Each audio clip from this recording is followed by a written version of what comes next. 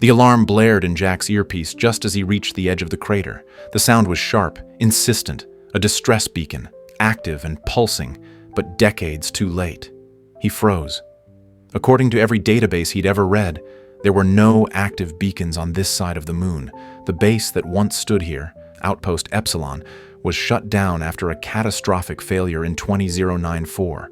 No survivors, no signal, just silence for 31 years. And now, suddenly, a signal. Jack's breath fogged up the inside of his helmet. He double-checked his systems. It wasn't a glitch. The beacon was real, broadcasting on an old Earth frequency, analog, ancient, desperate. He crouched low behind a jagged rock formation, listening, heart pounding like a drum in his chest. The transmission was faint, but clear. "Help me, please. Still alive. Can't get out." Jack's mission had nothing to do with this place. He was supposed to be on the far side, testing seismic sensors. But how could he ignore a human voice on a dead channel? A voice from the past. He made a decision. The entrance to Outpost Epsilon was buried under layers of moon dust and ice, but he found the emergency hatch, half torn from its hinges, twisted like something had forced it open. Inside, the airlock was still pressurized. Power was flickering. Somehow, against all odds, the station still lived. He stepped inside.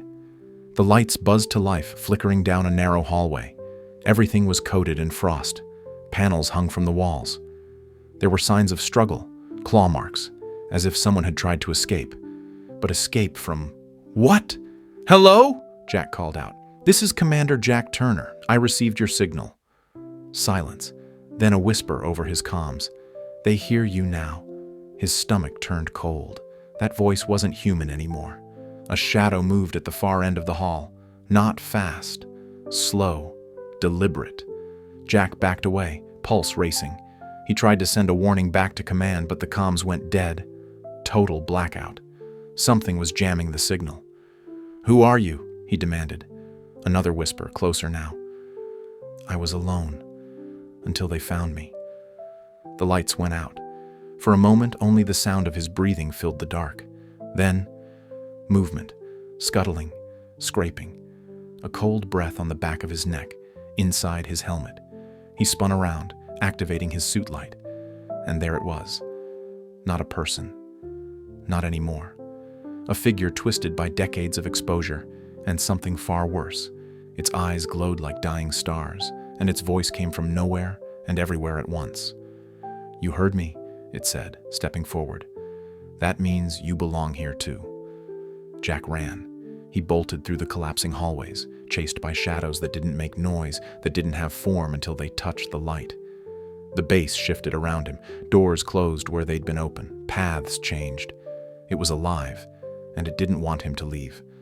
Only one thought drove him: get out. Just as the emergency hatch slammed shut behind him, Jack hit the depressurized switch and launched himself into the low gravity outside, tumbling across the dust like a rag doll. The signal cut off, the hatch sealed. Silence again. Back at his lander, he checked the comms. Nothing, no trace of the signal, no voice, no proof. And yet, on the edge of the crater, something stood watching. A shape, unmoving, waiting. Jack didn't go back. He never spoke about what he saw. But sometimes, at night, when the stars align just right, that same frequency pulses through the static of deep space comms. Faint, almost inaudible. "Help me, please. Still alive. Can't get out." And every time someone listens, someone disappears.